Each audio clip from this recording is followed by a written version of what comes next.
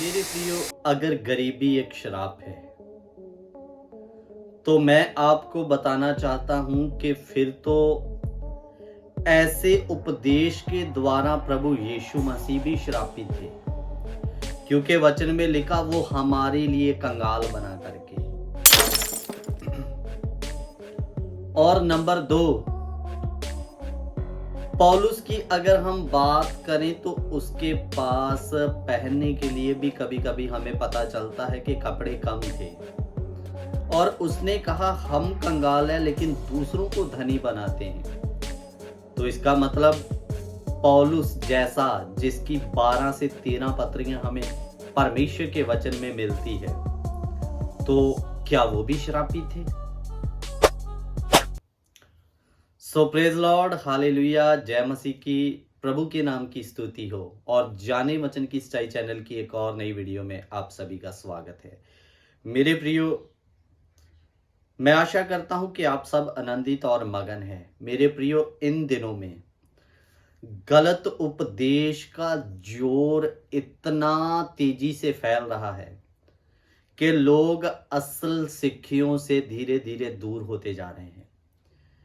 मेरे प्रियो, अगर आप सत्य वचनों को सीखने के इच्छुक हैं तो हमारा पंजाब में ब्यास के पास गांव कोट मेहताब में खरे वचनों की शिक्षा का कलीसिया शुरू है। तो आप अगर वचनों को चाहते हैं, वचनों को सीखना चाहते हैं, आगे बढ़ना चाहते हैं, वो भी सही उपदेश, तो आप हमारे साथ मिलकर परमेश्वर के पवित्र वचनों को, खरे उपदेश को सीख सकते हैं। स्थान ब्यास के पास, गांव कोट मेहता। सो मेरे प्रियो, आज का जो विषय है, क्या गरीबी एक शराब है? मुझे बड़ी दुख के साथ ये बात कहना पड़ रहा है कि एक प्रभु के दास जिनका नाम है अंकित सजवान, उनका एक वीडियो अचानक कल मेरे सामने में आता है। उस वीडियो को मैं आपके सामने में रखना चाहता हूं कि वो कितना अनबिब्लिकल, बाइबल से बाहर इस उपदेश को दे रहे हैं। आप थोड़ा ध्यान से सुनिए। मैं आपके बीच में वीडियो क्लिप प्ले कर रहा हूं। Poverty is a curse. गरीबी एक श्राप है। Let me say it again. मैं दोबारा कहता हूँ, Poverty is a curse. गरीबी एक श्राप है। Let me say it again. मैं दोबारा कहूंगा, Poverty is a curse. गरीबी एक श्राप है। And you should hate it as you hate sickness. और आपको उससे उतनी ही नफरत करनी चाहिए जितनी आप बीमारी से नफरत करते हैं। There is nothing good that comes out of poverty. कुछ भी भला गरीबी के कारण उत्पन्न नहीं होता। Amen. It's demonic. शैतान की ओर से हो।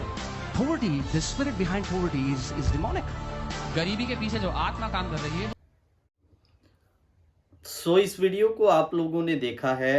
अब अंकित सजवान जी के कहने के हिसाब से, बाइबल के हिसाब से नहीं, गरीबी एक शराब है और ये शैतान की ओर से है।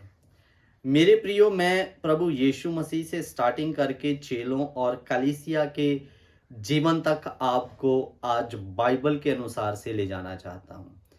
मेरे प्रियो, अगर मैं भी आपको वचन से बाहर उपदेश देता हूं तो मेरी भी बात को मानने की आवश्यकता नहीं है जब तक हमारी बात बाइबल के साथ मैच नहीं करती, चाहे वो कोई भी फिर प्रभु का दास क्यों ना हो।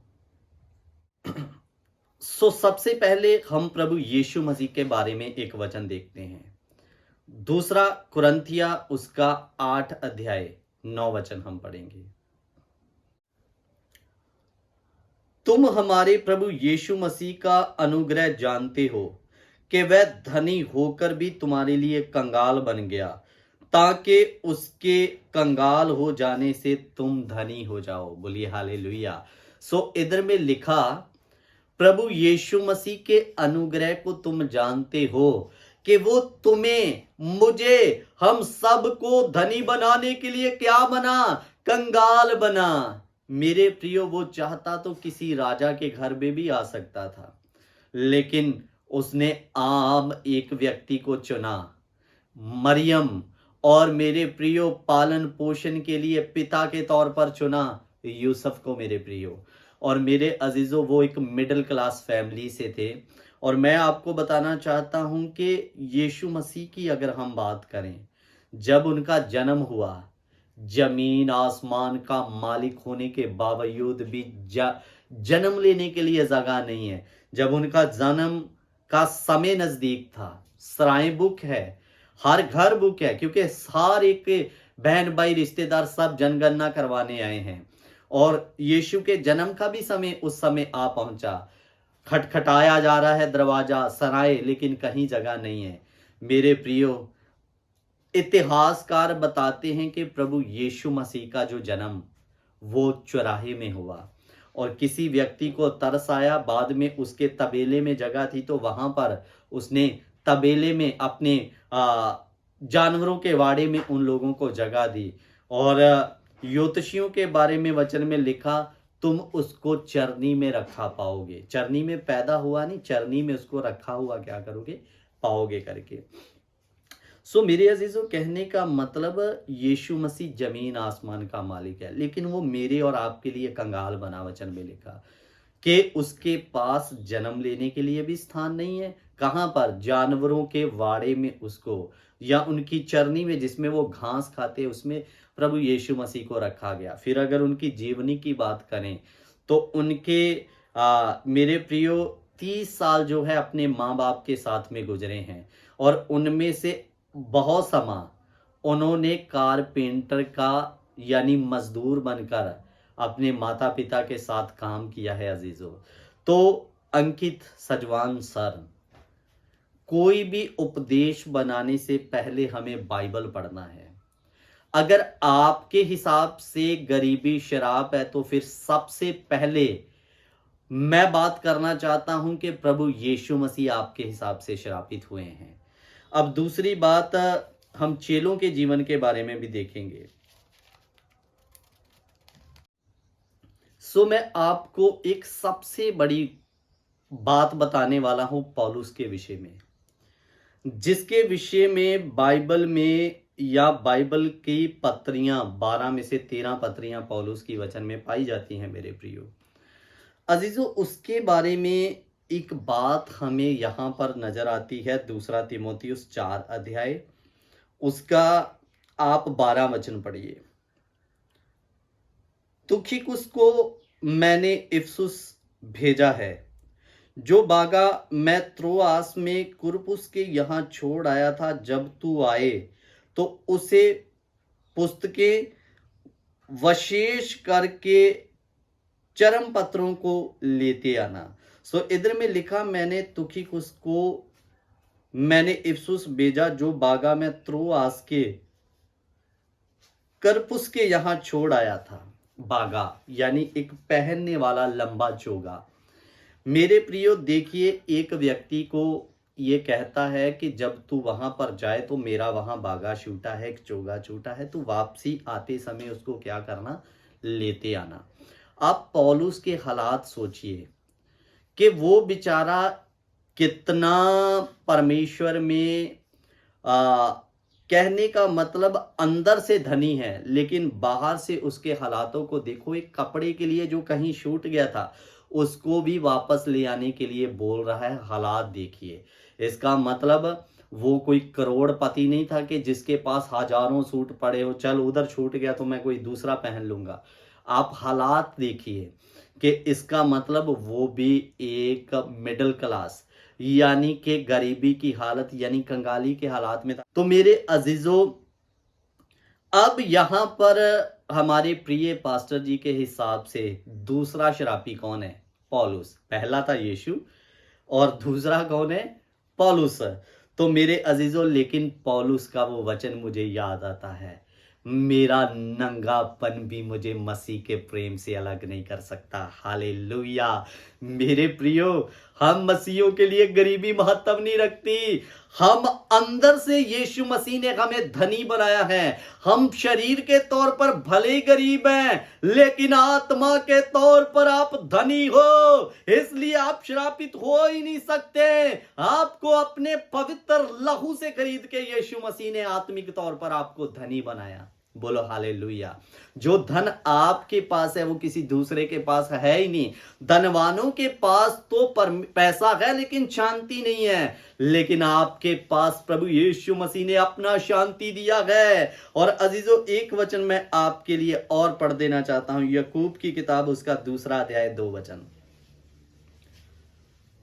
क्योंकि यदि एक पुरुष सोने के छल्ले और सुंदर वस्त्र पहने हुए तुम्हारी सभा में आए और एक कंगाल भी मैले कुचैले कपड़े पहने हुए आए और तुम उस सुंदर वस्त्र वाले का मुंह देखकर कहो तू अच्छी जगह बैठ, और उस कंगाल से कहो तू यहां खड़ा रह या मेरे पांव के पास बैठ, तो क्या तुमने आपस में भेदभाव ना किया और बुरे विचार से न्याय करने वाले ना ठहरे? हे मेरे प्रिय भाइयों सुनो, क्या परमेश्वर ने इस जगत के कंगालों को नहीं चुना कि वह विश्वास में धनी और उस राज्य के अधिकारी हो जिसकी प्रतिज्ञा उसने उनसे की है जो उससे प्रेम रखते हैं। हालेलुया। गरीबी महत्व नहीं रखती, आपका चुना जाना महत्व रखता है। हालेलुया। मेरे प्रियो, वचन में लिखा उसने जगत के कंगालों को भी चुना कि तुम विश्वास में धनी और उस राज्य के अधिकारी हो जाएं। हालेलुया। इसका मतलब परमेश्वर ने कंगालों को भी चुना है, और अगर कंगाली गरीबी श्रापित है तो फिर यीशु मसीह को क्या जरूरत थी कंगालों को चुनने की। अजीजों, एक लास्ट बात बोल के मैं समाप्त करूंगा। आप धनी व्यक्ति और लाजर की घटना को जानते हैं। लाजर बेचारा दूसरों से मांगकर खाने वाला एक व्यक्ति है, लेकिन परमेश्वर का भय अंदर था, स्वर्ग गया। अगर वो श्रापित था, उसकी गरीबी श्रापित थी, तो वो स्वर्ग कैसे चला गया? और अगर धनवान होना आशीष को दर्शाता है, तो वो धनवान व्यक्ति स्वर्ग जाने की बजाय नरक गया। इसका मतलब आप अनबिब्लिकल बातें बोल रहे हैं, आपको वचन का ज्ञान ही नहीं है। मेरे प्रियो, अगर आप किसी पास्टर को फॉलो करते हो तो मैं आपको बताना चाहता हूं, फॉलो करने के लिए आप वचन को फॉलो करो। मुझे पता है बहुत सारे लोगों को इन बातों का गुस्सा लगने वाला है। वो वचन क्या बात जो वचन कह रहा है उसको महत्व नहीं देंगे। पास्टर, हमारे पास्टर साहब को आपने ऐसे कैसे बोल दिया? आप होते कौन हो बोलने वाले? लेकिन वचन इन बातों को क्लियर कर रहा है। परमेश्वर ने कंगाल लोगों को चुना ताकि वो विश्वास में धनी हो जाए। जितनों ने मसीह में विश्वास किया वो शारीरिक आर्थिक तौर पर गरीब हो सकते हैं, लेकिन परमेश्वर ने इस मिट्टी के बर्तनों में एक ऐसा धन रखा जो पवित्र आत्मा है, जो सबसे कीमती है। इसलिए आप कंगाल हो ही नहीं, परमेश्वर ने आपको आत्मिक तौर पर धनी बनाया है। मैं आपको बताना चाहता हूं, आपके पास सबसे कीमती धन परमेश्वर का आत्मा है, आप गरीब हो ही नहीं।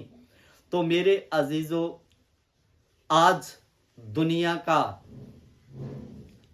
प्रचार लोगों को प्रसन्न करने के लिए है। कलीसिया धीरे धीरे बिब्लिकल शिक्षाओं से दूर होती जा रही है। अनबिब्लिकल बातें इतना ज्यादा फैल चुकी है कि लोगों को अब सही उपदेश सुनना पसंद ही नहीं है, क्योंकि गलत उपदेश इतना फैल चुका है। इसलिए मेरे प्रियो, पास्टर भगत नहीं, परमेश्वर और वचन के भगत बनिए।